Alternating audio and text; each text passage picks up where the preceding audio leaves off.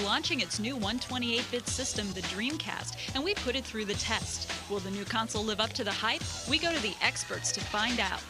We look at the hardware, the machine's online capability, and the games being released at the system's launch. Plus, we examine the future of the Dreamcast. Will it take the lead in the console wars? Stick around to find out. It's game time.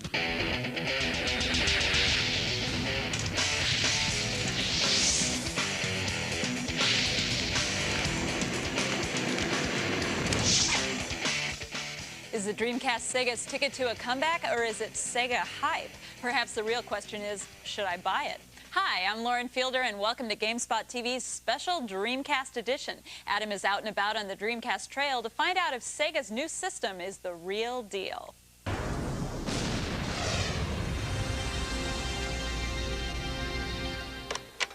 The Dreamcast, Sega's new game system, is only about 2.5 inches high and 7.5 inches wide. But this little gray box holds the faith of a company and the future of an industry. For the next few months, it will be difficult to miss the hype surrounding the new game system. Sega reportedly poured $100 million on marketing and advertising. With cash and flash, the company hopes to allay any doubts of success and erase memories of its sordid past. Don't make me hurt you. So, after the experience of the Saturn, what have you applied now to the launch of the Dreamcast? I think the primary lessons we learned were retail distribution, making sure that the right partners got the right amount of product at the right time, as well as marketing. Skeptics and critics had a field day after the Dreamcast's disappointing launch in Japan last November. The unimpressive game lineup led to speculations and seemed to spell the end for the video game giant. So what do you think of all of the controversy and the criticism and all the media attention that has surrounded the Dreamcast for the past 6 months? I love the fact that people have an opinion, and rightly or wrongly, it's better than being blasé. And so opinions about Dreamcast will never make it, it'll never launch, PlayStation 2 will blow it out of the water when it comes, Dolphin will be along eventually. It's a vibrant business, and if nobody cared, then the business wouldn't be growing to the level that it's at right now. The turnaround came around this year's E3 event. Like a veteran prize fighter, Sega got its second wind and dealt a wake-up punch. Let's get ready to rumble! Showcasing over 40 Japanese and American titles in its booth, Sega made skeptics do a double-take and turned doubters into believers. VideoGames.com editor Jeff Gertzman was one of them. Back when the system came out in Japan, I mean, the launch lineup in Japan was weak. The games that were coming out, you know, even months after the system was out in Japan were also pretty weak. But, I mean, the U.S. lineup is really stellar. It's like every single journalist in this business said, you know, if Sega doesn't come out with the biggest console launch in history when it comes out in the U.S., they're dead, they're finished, they're over. But they did that. The Dreamcast is expected to launch with 16 titles, ranging from sports to fighting. Judging from the smiles, grins, and yahoos from several game editors, the U.S. game lineup will be far better than Japan. Now, even with all these great games, there are some publishers that just aren't comfortable with the new system. You have EA, which has said nothing publicly about developing for the Dreamcast. And then there's Namco, that even on the strength of Soul Calibur, have no future plans for any titles. Then again, there's some other companies that are far more comfortable. I think it's a great system. I think there's a very unique opportunity for Sega right now to come back, much like they did with Genesis, and make an impact, have an impact on the market. And again, it's a question of can they sustain their marketing effort through the fall. Capcom plans to deliver 3 Dreamcast titles this year, and 1 slated for early next year. Changing attitudes? Yes. But Sega and the Dreamcast face other issues and hurdles that could steal away some thunder from its U.S. launch. The much-anticipated Final Fantasy VIII for the PlayStation ships the same day as the Dreamcast launch. Sony and Nintendo just dropped their system's prices to $100, and the abrupt departure of its U.S. president are raising some eyebrows. But if you're a gamer who just wants to play the best games money can buy, these issues should be invalid. What do you say to the viewer that doesn't have that much cash at their disposal and they're looking only to be able to get one of the next generation console systems? Do they wait for the Nintendo and the Sony, or should they go ahead and get the Dreamcast now? They should steal a bunch of money from their parents and run out and buy a Dreamcast. Man, stay off the light speed. My bad. Based on what you've seen of the system, would you buy a Dreamcast? Have you ordered one already? Visit the GameSpot TV website and take our Dreamcast poll. And if you'd like to learn more about the Dreamcast, go to the Dreamcast dossier feature on videogames.com. Coming up on GameSpot TV, Sean Smith from Electronic Gaming Monthly examines the Dreamcast hardware and peripherals. And we run down the top games for the new console. With graphics reaching new heights, who's been concentrating on gameplay?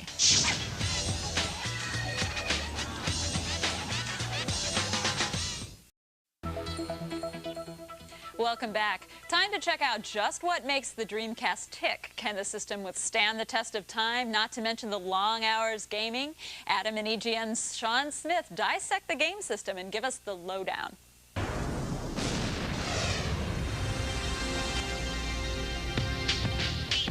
Well, you've seen the games and you've heard all the hype, but now let's check out what's driving the Dreamcast. We brought in Sean Smith from EGM all the way from Chicago. How's it going, Adam? It's going really well. Now, what are you making of the design of the Dreamcast? Well, it's pretty straightforward. I mean, it's just a gray box, but I like it.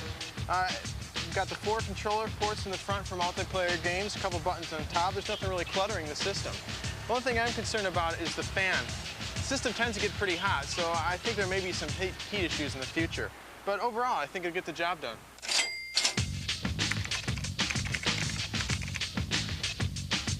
So the CPU of the Dreamcast, that's a 200 megahertz microprocessor. What does that translate to? Well, hopefully it'll translate into better quality games. It's a Hitachi 200 megahertz processor. I mean, it's something that we've never seen on a console system before. So I mean, you're going to find that's 2 or 3 times faster than the PlayStation of the N64. Now, the Dreamcast is using a GD-ROM drive. Right. And CD-ROM, and it's not DVD-ROM. Why did they choose that, and what does that mean? Well, it's basically a disk that holds 1 gigabyte, which is 1,000 megs of data, opposed to 650 megabytes that's on a standard CD. The other reason is that it's a proprietary format for Sega, so pirates are going to have a harder time copying these disks.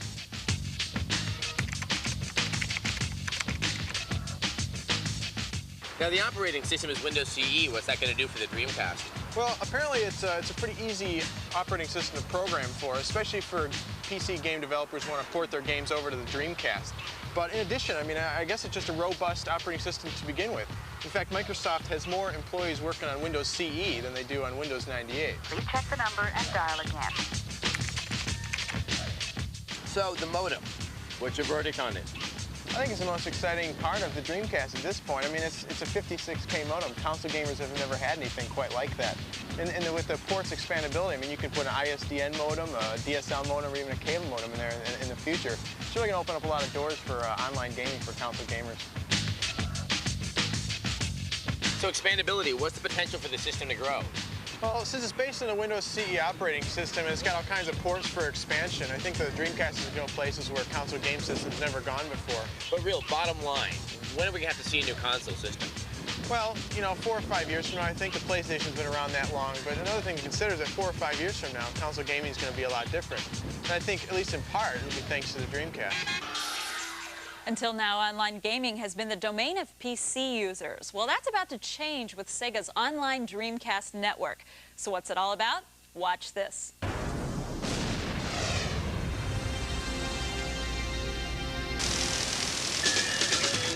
We believe in the power of the internet and the power of social gaming via the internet. Oh, yeah! By including a 56K modem in every Dreamcast, Sega has set the stage for a revolution in console gaming. Peter Moore, Sega's Senior VP of Marketing, believes that the Dreamcast will push console gaming further than it has ever been. We do not believe that in-home gaming will stay the same as it has been over the past few years. Internet will be the future of gaming. The internet opens so much promise for global gaming, and that's a major part of our strategy going forward. We have an incredible and unique opportunity to take online gaming to the next level. I think the online play is going to turn out to be really, really popular. I think that's one of the things that on the PC side they can offer up that they haven't been able to offer up on the console side. The ability to get in there and you know, team play with your friends. Yahoo! Well, I think a lot of consolers are really hyped up about the internet feature. Initially, Dreamcast owners will only be able to use the Dreamcast network for chatting, message boards, and previews. But next year, Sega will open up the multiplayer aspect of the Dreamcast network. With the impending release of the PlayStation 2 and Nintendo's Dolphin, Jeff Gersman of VideoGames.com believes the Dreamcast network is essential to the system's future. Provided that the connection speeds move up, it will be very crucial. If it stays at 56K, it's like that's good enough for certain games, but some first-person shooters, you're not going to really see optimum performance. Racing games, you might see a little lag here and there. But if they can get the speeds up, if this whole network that they're supposedly building for online support works out, I think it's really going to bring a lot to the gameplay. The quality of the games look really good. If Sega can make sure the packets are fast so the games appear fast on your console side, everyone's going to jump on every internet game that comes out as it comes out to the market. So how will Sega's new direction in console gaming influence the gaming industry? Joe Fielder from VideoGames.com believes it will be a directing force in future game development. No, I can definitely see that driving the direction of the games. I can see the more developers find they can do with the online component of the Dreamcast, the more they're going to develop into it. You might see games like Quake 3 Arena, where the single-player side of the game is a lot less important than the multiplayer, where it's really designed for multiplayer. I think the modem is pretty significant, where multiplayer is the in thing now, and it has been on the PC, so it's going to be even bigger on the Dreamcast. Did those last segments whiz by a little too fast? Come by the GameSpot TV website at zdtv.com and check out our Dreamcast online and hardware specials in streaming video. Coming up in our Dreamcast special, more than 15 games are being released with the new 128-bit console system. But which ones do you want to spend your cash on? We run down the top 5 to break your piggy bank for.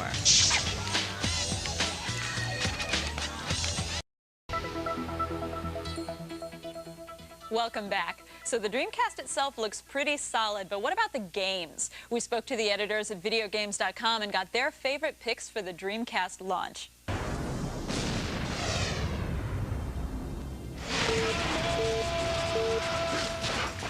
In 5th place is House of the Dead 2, the follow-up to the less than spectacular arcade port of House of the Dead on the Saturn. Once again, it's an on-rails shooter where you waste the various zombies and beasties that the game throws at you. And what it throws looks very, very good. This is a Japanese version of the game, but the only differences you can expect are the addition to unlock the option to show red blood instead of green. But really, what ooze do you think zombies bleed? The game will offer several modes, such as Arcade and Original, which is the arcade game, but with the option to customize some elements like clip size and damage. The game also comes with a training mode, which is made up of puzzle training levels that are almost as much fun as the game itself. The game is intended to be played with the light gun, though Sega has chosen not to release its peripheral in the US. Third-party guns, however, will be available at the launch. There are some who have found the game to suffer from its unnecessary difficulty, yet there is little question that House of the Dead 2 will become the premier console gun game. NFL 2K could mark the return of Sega Sports. The game includes such an unprecedented amount of detail that you can actually see individual people in the crowd and on the sidelines. The game's physics engine is sophisticated enough to mimic how players would act in the real world. The game has more than 1,500 motion-captured animations and uses AI that learns how to play and then responds. Collision detection is actually on the body rather than in the form of a cylinder around the player. The playbook for the game was designed by the Raiders' defensive coach, and the game is definitely one of the first-party titles that Sega has very high hopes for. While there will be more than enough pigskin options for the Dreamcast, NFL 2K is definitely one to check out.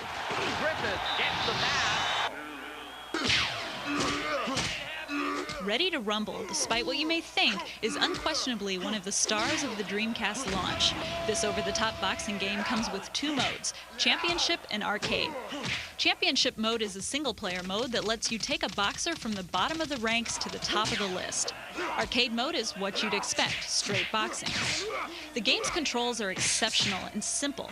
The analog stick moves you about the ring, the triggers block high and low, but when used with the analog stick let you weave and bob, and the buttons on the face of the controller execute high and low punches. These controls let you jump right into the game and start landing slightly realistic combos. The visuals also look great. There are more than 120 facial expressions, so you'll know when you're on top and when you're really hurt. Blood and sweat fly off the bodies, and the crowd actually looks like people rather than a bad impressionist painting. Even if you've played boxing games in the past, there hasn't been anything like Ready to Rumble in a long, long time, and it sets a welcome and brand new standard for the sweet science. It makes complete sense that along with the new Sega system will be a new incarnation of the great Sega mascot, Sonic the Hedgehog. And as most know by this point, the little blue speedster is returning in Sonic Adventure. The game takes the linearity and structure of a 2D game and brings real speed to a 3D platformer. You play 5 characters, including Sonic, Knuckles, and Tails, who, when played through, will clarify the entire story of the struggle against Dr. Robotnik and the water monster Chaos. The game will consist of standard Sonic gameplay tied together with some adventuring areas that offer exploration, help advance the story, and provide bosses to fight. The levels vary from character to character, with Sonic levels being similar to the 2D Sonic, and other levels offering comparisons to Jumping Flash. The Japanese version of the game suffered from camera problems, but Sega of America brought in a developer to tweak the viewpoint issues. There's no denying, though, that a platform game never looked like this. It won't take much to convince you that Sonic Adventure is a 3D experience above the rest. We'll have our #1 pick after the break, and you probably already have an idea. But if those Dreamcast games whet your appetite, check out some more eye-melting Dreamcast footage at the GameSpot TV website. Simply go to our main page and then click through to our Dreamcast preview page. Next in our Dreamcast special, if you could only buy one game for the console, what's it going to be? We have our top pick. And we've examined the system inside and out, but what will be its future? And what games can we look forward to? Find out when GameSpot TV returns.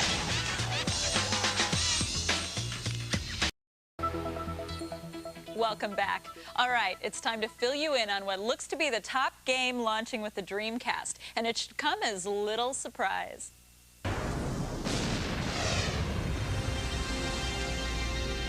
You take one look at Soul Calibur from Namco, you'll quickly realize why there's no doubt that it's the most impressive game launching with the Dreamcast. This follow-up to Soul Blade is a game that even exceeds its arcade counterpart in every way imaginable. The game's graphics enhance the arcade versions with improved polygon counts and high-resolution textures. Each character moves around the stage looking tougher, larger, and more solid than before. Details like hair, clothing, and accessories all move together in rhythm with an extremely realistic physics model. Not satisfied with just improving the quality of the characters, the programmers also added new animations to their movements. There's muscle flexing in the game now, so you'll see like certain parts of the body when they're doing moves, or he's coming out with a sword, you'll see, the muscles kind of ripple and flex and things like that. It's really pretty amazing to watch. The stages themselves complement the characters with 3D backgrounds and ultra-high resolution, and the game also comes with additional moves not found in the arcade. The good looks are matched with controls that benefit from their similarity to the PlayStation controller. The need for precise input makes the D-pad preferable, but the game can be played using the analog stick. Response times are right on the money, with the only problems found in the character Maxi, but they can be overcome once you anticipate his quirks. Characters in the game include members from the original roster, with newcomers that are primarily enhanced clones of the characters they replaced from Soul Blade.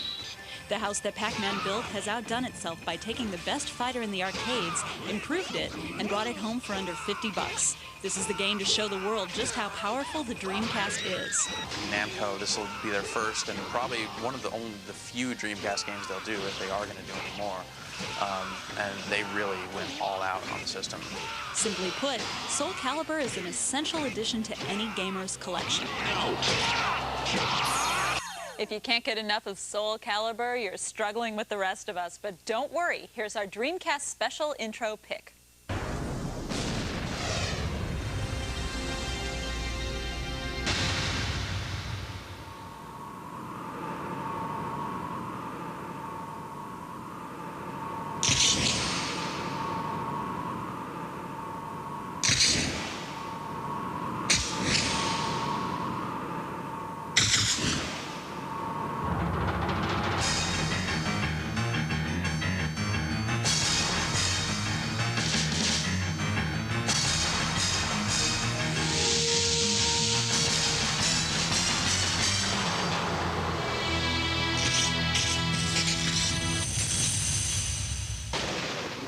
think that looks good, you should see the game. And we've seen the top 5 games of launch. Our next segment will give you a taste of what's to come after launch.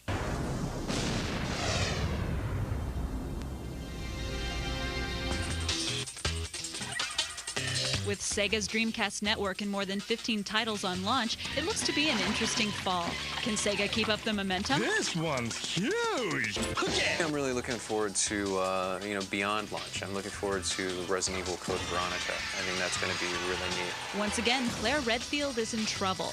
And this time around, gamers can look forward to fully polygonal backgrounds. You can help Claire save the world when Resident Evil Code Veronica ships early next year. Because of Sega's plan to release a total of 7 fighting games in 1999 alone, the Dreamcast is a fighting fanatic's dream. Marvel vs. Capcom has already created a buzz with its spectacular 2D graphics and its huge lineup of Marvel superheroes and classic Capcom fighters.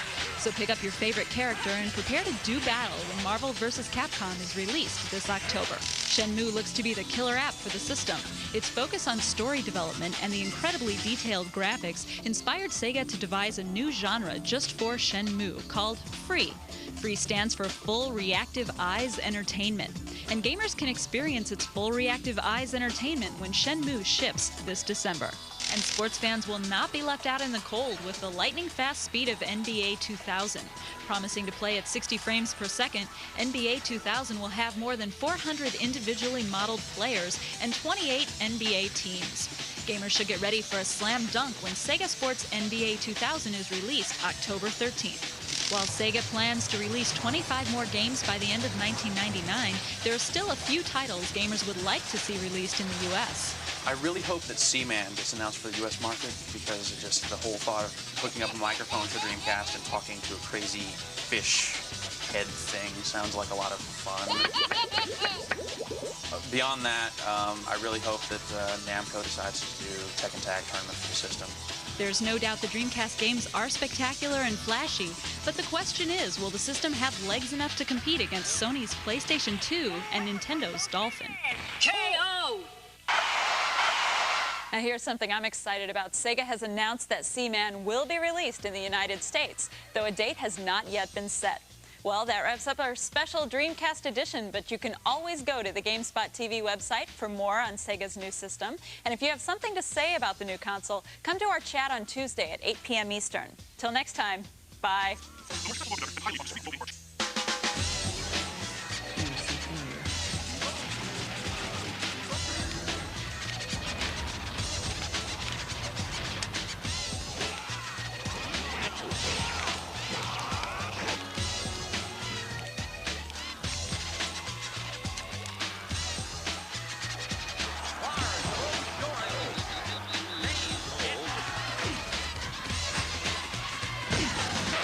Man, stay off the light speed.